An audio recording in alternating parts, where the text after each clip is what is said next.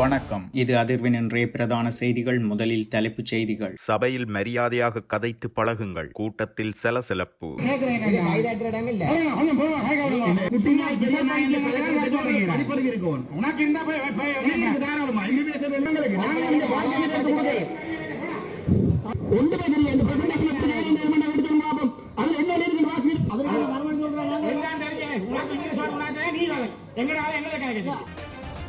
Douglas Devananda சிஐடியினரால் கைது. காரணம் என்ன? கண்டியில் வெடிகுண்டு அச்சுறுத்தல். போலீசார் வெளியிட்டுள்ள விசேட அறிக்கை. கடிதம் எழுதி வைத்து நடுவீதியில் தீக்குளித்து பரபரப்பை ஏற்படுத்திய நபர். நாமலின் இல்லத்தில் விசேட பிரார்த்தனை. பாடசாலை நிகழ்வில் செலவிடப்பட்ட பெருந்தொகை பணம். குழப்பத்தில் அதிகாரிகள். சட்ட நடவடிக்கை எடுக்காமல் இருக்க 3 லட்சம் லஞ்சம். ஓஐசி கைது. மீண்டும் சூறாவளி அபாயம். வெளிநாட்டிலிருந்து இலங்கைக்கு விடுக்கப்பட்ட எச்சரிக்கை. தையிட்டி விகாரை மாற்றுக்காணி அல்லது இழப்பீடு என்கிறார் அமைச்சர். இந்தியாவுடனான ஒப்பந்தத்தை அரசு வெளிப்படுத்த வேண்டும். ஐக்கிய மக்கள் சக்தி வலியுறுத்தல். பாராளுமன்ற உறுப்பினர் அர்ச்சுனாவுக்கு கொலை மிரட்டல். காவல்துறையில் முறைப்பாடு. 1 மில்லியன் தன்னார்வலர்கள் திட்டம். அழைப்பு விடுக்கும் அரசு.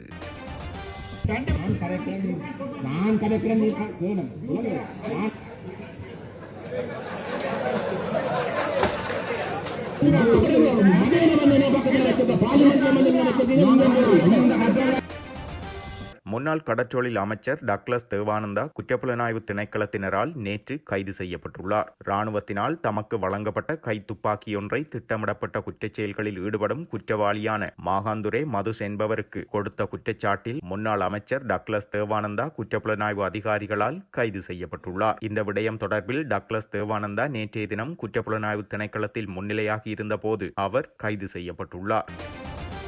யாழ் ஒருங்கிணைப்பு குழு கூட்டத்தில் நாடாளுமன்ற உறுப்பினர் அர்ச்சுனாவுக்கும் ஸ்ரீதரன் எம்பிக்கும் இடையே கடும் வாக்குவாதம் ஏற்பட்டுள்ளது. நாடாளுமன்ற உறுப்பினர் இளங்குமரனை தகாத வார்த்தைகளால் பேச வேண்டாம் என ராமநாதன் அர்ச்சுனா இதன்போது தெரிவித்திருந்தார். நேற்று இடம்பெற்ற யாழ் ஒருங்கிணைப்பு குழு கூட்டத்தில் நாடாளுமன்ற உறுப்பினர் ஸ்ரீதரன் உரையாற்றும் போது இளங்குமரன் குறுக்கிட்ட நிலையில் ஸ்ரீதரன் எம்பி அவரை தடுத்துள்ளார். இதன்போது இடையில் குறுக்கிட்ட அர்ச்சுனா இவ்வாறான தகாத வார்த்தைகளால் அவரை பேச வேண்டாம் என தெரிவித்துள்ளார். தமிழரசு கட்சி தலைவரும் அதன் பிரதேச சபை உறுப்பினர்களும் இப்படித்தான் என்றும் எல்லாவற்றையும் குழப்புவதுதான் இவர்களது வேலை எனவும் அங்கு தெரிவித்திருந்தார். அத்துடன் நாடாளுமன்ற உறுப்பினர் அர்ச்சுனா மற்றும் நாடாளுமன்ற உறுப்பினர் கஜேந்திரகுமார் பொன்னம்பலம் ஆகியோருக்கும் இடையில் கடுமையான வாக்குவாதமும் ஏற்பட்டிருந்தது. இது இவ்வாறு இருக்க வலிகாமம் பிரதேச சபை உறுப்பினர்கள் 4 உட்பட சிலர் பாராளுமன்ற உறுப்பினர் அர்ச்சுனா ராமநாதனை கையடக்க தொலைபேசியில் அழைத்து கொலை மிரட்டல் விடுத்ததாக தெல்லிப்பளை காவல்துறையில் புகார் அளிக்கப்பட்டுள்ளதாக காவல்துறை தலைமையகம் தெரிவித்துள்ளது. பாராளுமன்ற உறுப்பினர் அர்ச்சுனா மல்லாகத்தில் கட்சி அலுவலகம் ஒன்றை நடத்தி வருகிறார். மேலும் பாராளுமன்ற உறுப்பினரோ அல்லது உறவினர்களோ அல்லது வெளியாட்களோ அந்த இடத்தில் வசிக்கவில்லை என்றும் பாராளுமன்ற உறுப்பினர் அர்ச்சுனா மீசாலை வடக்கு கொடிகாமம் பகுதியில் நிரந்தரமாக வசிப்பவர் என்றும் காவல்துறையினர் தெரிவிக்கின்றனர். கொலை அச்சுறுத்தல் விளைவாக அலுவலகத்திற்கு போலீஸ் பாதுகாப்பும் வழங்கப்பட்டுள்ளதாக கூறப்படுகிறது. கடந்த 24ஆம் தேதி பாராளுமன்ற உறுப்பினருக்கு 2 தொலைபேசி இலக்கங்கள் ஊடாக கொலை அச்சுறுத்தல் விடுக்கப்பட்டுள்ளதாக 119 அவசர அழைப்பு மையத்தினால் தெல்லிப்பளை போலீஸ் நிலைய பொறுப்பதிகாரிக்கு அறிவிக்கப்பட்டுள்ளது. அவ்வறிவித்தலின்படி நிலைய பொறுப்பதிகாரி மல்லாகம் காங்கேசன்துறை வீதியில் அமைந்துள்ள கட்சி அலுவலகத்திற்கு சென்று சோதனையிட்ட போது அங்கு எவரும் இருக்கவில்லை என்றும் பின்னர் உறுப்பினரிடம் தனிப்பட்ட தொலைபேசி இலக்கத்திற்கு அழைப்பினை ஏற்படுத்தி வினவிய போது தான் கொழும்பிலிருந்து யாழ்ப்பாணம் நோக்கி வந்து கொண்டிருப்பதாகவும் போலீஸ் நிலையத்திற்கு வந்து வாக்குமூலம் அளிப்பதாகவும் அவர் கூறியிருந்தார். அதன்படி போலீஸ் நிலையத்திற்கு வருகை தந்த பாராளுமன்ற உறுப்பினர் வலிகாமம் தெற்கு பிரதேச சபையின் 4 உறுப்பினர்களின் பெயர்கள் மற்றும் விவரங்களுடன் மேலும் அடையாளம் தெரியாத 2 தனக்கு தொலைபேசி ஊடாக கொலை அச்சுறுத்தல் விடுத்ததாக வாக்குமூலம் அளித்துள்ளதாக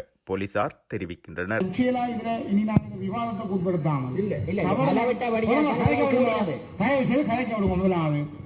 நீங்க இந்த குட்டி நாயன் வாங்கி குழந்தை ஒன்று வரக்கூடாது. நான் கேட்கிறேன்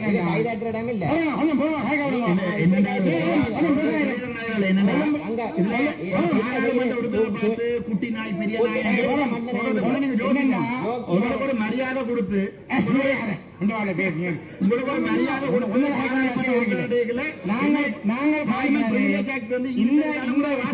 தவறு நடந்து உனக்கு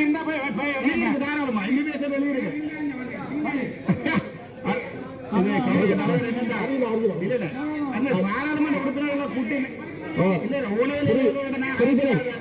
கைநாட்டுகளோட நாங்க இங்க கலைக்கல. ஒரு பாராளுமன்ற உறுப்பினரை போய் குட்டி நாய் பெரிய நாய் கலைக்கலாம். இல்ல நாங்க பொறுமையா தான் இருக்கிறோம். இவ்வளவு நேரம் பொறுமையா தான் பார்த்துட்டு இருக்கிறோம். பொறுமைக்கு ஒரு அளவு இருக்கும். சும்மா இல்ல ஒரு போயிட்டு இங்க தேவை இல்லையே அப்படி சொன்னது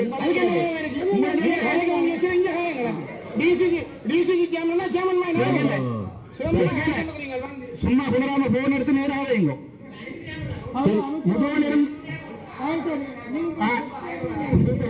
வேற அவரை அமைச்சுக்கொள்ளும். இங்க என்னடா தலைவர் ஒரு விஷயத்தை விளங்கிக் கொள்ளுங்க. தலைமையிலும் அப்படி இந்த தமிழக கட்சியிலே தலைமையிலும் அப்படி கைநாட்டு கேசுகள் சரி இதையும் அப்படி அதே இந்த பிரதேச உறுப்பினர்களும் அப்படி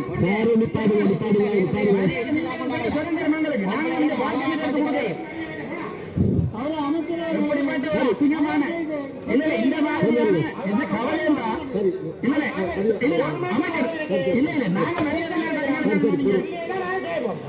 அமைதியா இருந்து இந்த கண்ட கைநாட்டுகள் எல்லாம்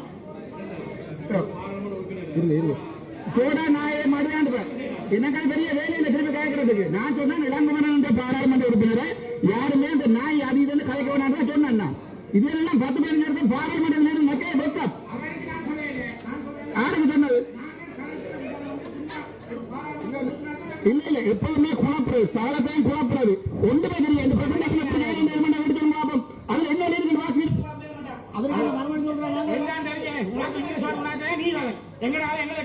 அவருக்கு கலைக்கலாம் இல்ல நான் கைநாட்டு இல்ல இல்ல இல்ல நான் ஐயா தலைவர் சபை நடத்துவோம்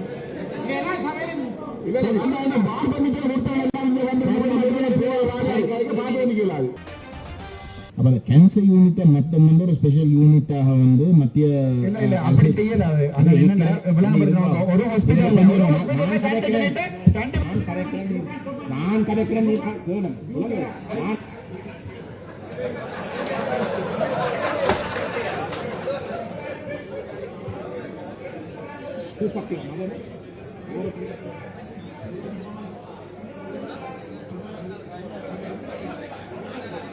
இதோட தாய் வந்து அந்த தெல்லிப்பளை வைத்தியசாலையில இருக்க ஒரு நாள் கூட வந்து போய் பார்க்க இல்லை. ஒரு நாள் கூட போய் பார்க்க இல்லை. அதுல இங்க இருக்க டாக்டர் மேர் வந்து அதுக்கு ஆதாரம் மொத்தம் நான் கேட்கிறேன் தலைவர் கேளுங்க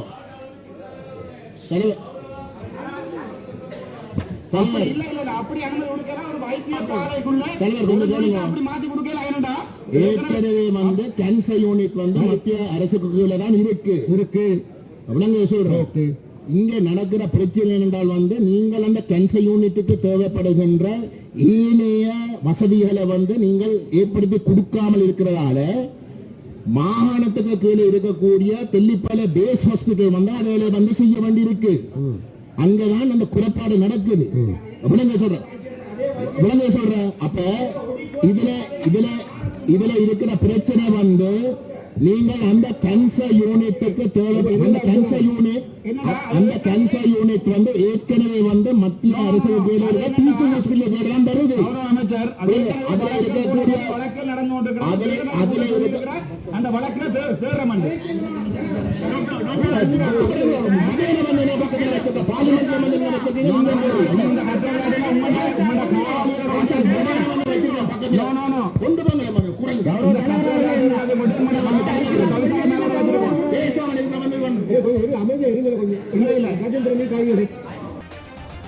கண்டி மாவட்ட செயலகத்திற்கு வெடிகுண்டு அச்சுறுத்தல் விடுக்கப்பட்ட சம்பவம் குறித்து போலீசார் விசேட அறிக்கையை வெளியிட்டுள்ளனர். கண்டி மாவட்ட செயலகத்தில் 5 இடங்களில் வெடிகுண்டுகள் மறைத்து வைக்கப்பட்டுள்ளதாக கண்டி மாவட்ட செயலாளரின் உத்தியோகபூர்வ மின்னஞ்சல் முகவரிக்கு நேற்றைய தினம் மின்னஞ்சல் ஒன்று வந்துள்ளது. இதனை அடுத்து கண்டி போலீஸ் பிரிவுக்கு பொறுப்பான சிரேஷ்ட போலீஸ் அதிகாரிக்கு அறிவிக்கப்பட்ட நிலையில் கண்டி போலீஸ் நிலைய அதிகாரிகள் குழு விரைந்து செயற்பட்டு சோதனை நடவடிக்கையை ஆரம்பித்திருந்தனர். இதற்காக போலீஸ் மோப்பநாய் பிரிவு, போலீஸ் சிறப்பு அதிரடிப்படை, வெடிகுண்டு செயலிழப்பு பிரிவு மற்றும் ராணுவ வெடிகுண்டு செயலிழப்பு பிரிவு ஆகியவை வரவழைக்கப்பட்டு சோதனை நடவடிக்கைகள் மேற்கொள்ளப்பட்டன. இருப்பினும் நேற்று காலை முதல் முன்னெடுக்கப்பட்ட சோதனை நடவடிக்கையின் போது எந்தவொரு வெடிபொருட்களும் கண்டுபிடிக்கப்படவில்லை என போலீசார் தெரிவித்துள்ளனர். தலவாக்கலை பிரதேச செயலகத்திற்கு முன்பாக நேற்று காலை ஒருவர் தீக்குளித்து தவறான முடிவெடுத்துள்ளார். இதன்போது கடுமையான தீக்காயங்களுடன் லிந்துல பிரதேச வைத்தியசாலையில் அனுமதிக்கப்பட்டு பின்னர் மேலதிக சிகிச்சைக்காக நுவரெலியா மாவட்ட பொது வைத்தியசாலைக்கு மாற்றப்பட்டதாக தகவல்கள் தெரிவிக்கின்றன. ஹட்டன் பகுதியைச் சேர்ந்த மேற்படி நபர் தனது 9 வயது மகனுக்கு டிக்கோயா கிளங்கன் வைத்தியசாலையின் பிரதம வைத்திய அதிகாரி தனது மனைவி ஊடாக போதைப்பொருள் வழங்கி வருவதாகவும் சில அரசு அதிகாரிகளும் வைத்தியரும் இணைந்து தனது பிள்ளைகளை வெளிநாடுகளுக்கு விற்பனை செய்வதற்கு முயற்சிகள் முன்னெடுத்து வருவதாகவும் குற்றம் சுமத்தியுள்ளார். இந்த சம்பவம் தொடர்பில் டிக்கோயா வைத்தியசாலையின் வைத்திய அதிகாரியிடம் முறைப்பாடு செய்த போதிலும் எந்தவிதமான நடவடிக்கையும் எடுக்கவில்லை என்றும் அவர் கூறியுள்ளார். இதனைத் தொடர்ந்து தனது முறைப்பாட்டை தலவாக்கலை பிரதேச செயலாளரிடம் ஒப்படைப்பதற்கு வந்த போதிலும் அவர்களும் அதனை ஏற்காததை தொடர்ந்து தனது பிரச்சினைக்கு நிரந்தர தீர்வை பெற்றுக் கொடுக்க வேண்டுமென்ற நோக்கத்துடன் தனக்குத்தானே தீ வைத்துக் கொண்டு தற்கொலை முயற்சியில் ஈடுபட்டதாக அவர் தெரிவித்துள்ளார். மேலும் தனது குடும்ப உறுப்பினர்கள் தனது குழந்தையிடமிருந்து தன்னை பிரித்து விட்டதாக கடிதம் எழுதி வைத்துவிட்டு தீக்குளித்து தற்கொலைக்கு முயற்சித்துள்ளார். தனக்கு இழைக்கப்பட்ட அநீதி தொடர்பாக ஹட்டன் போலீஸ் நிலையத்தில் முறைப்பாடு அளித்துள்ளதாகவும் அந்த முறைப்பாட்டில் நீதி நிலைநாட்டப்படவில்லை என்றும் அந்த கடிதத்தில் குறிப்பிடப்பட்டுள்ளது. ஆழிப்பேரலை மற்றும் டிட்வா சூறாவளி அனர்த்தத்தால் உயிரிழந்தவர்களை நினைவுகூர்ந்து ஸ்ரீலங்கா பொதுஜன பெரமுனவின் தேசிய அமைப்பாளரும் நாடாளுமன்ற உறுப்பினருமான நாமல் ராஜபக்ச சமய வழிபாடுகள் பிரார்த்தனைகளில் ஈடுபட்டுள்ளார். கொழும்பில் அவரது இல்லத்தில் நேற்றைய தினம் தனது குடும்ப உறுப்பினர்களுடன் இணைந்து இந்த அனர்த்தங்களில் உயிரிழந்தவர்களை நினைவுகூர்ந்து அவர் இந்த பிரார்த்தனைகளை முன்னெடுத்ததாக தெரிவிக்கப்படுகிறது. சமய வழிபாடுகளின் பின்னர் நாமல் ராஜபக்ச தனது சமூக வலைதள பக்கத்தில் நாட்டையே உலுக்கிய ஆழிப்பேரலை ஏற்பட்டு 21 ஆண்டுகள் நிறைவடையும் நாளில் அந்த அனர்த்தத்தினால் எம்மிடமிருந்து விடைபெற்று சென்ற அன்பிற்குரிய மக்களை மிகுந்த சோகத்துடன் நினைவு கூர்ந்தேன். இதுபோன்று அண்மைய அனர்த்த நிலைமைகள் காரணமாக உயிரிழந்த மக்களையும் மனவேதனையுடன் நினைவு கூர்ந்தேன் எனவும் பதிவிட்டுள்ளார்.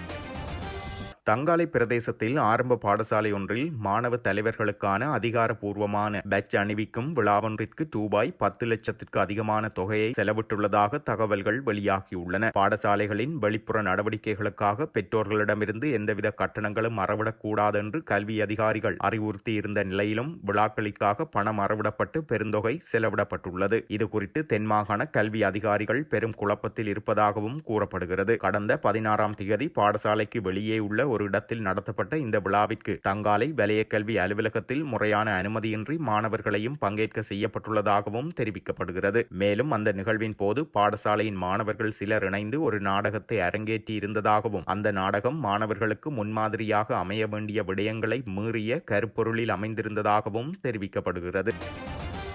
கம்பகா போலீஸ் நிலைய குற்றப்பிரிவு பொறுப்பதிகாரி 3 லட்சம் ரூபாய் லஞ்சம் பெற்ற சம்பவம் தொடர்பாக கைது செய்யப்பட்டுள்ளார். சட்டவிரோத பொருட்களை வைத்திருந்த நபர் ஒருவருக்கு எதிராக சட்ட நடவடிக்கை எடுக்காமல் இருப்பதற்காக 3 லட்சம் ரூபாய் லஞ்சமாக பெற்றுக்கொண்ட குற்றச்சாட்டின் கீழ் இவர் கைது செய்யப்பட்டுள்ளதாக கூறப்படுகிறது. இந்த சம்பவம் தொடர்பில் லஞ்ச ஊழல் விசாரணை ஆணைக்குழு மேலதிக விசாரணைகளை முன்னெடுத்து வருகின்றனர்.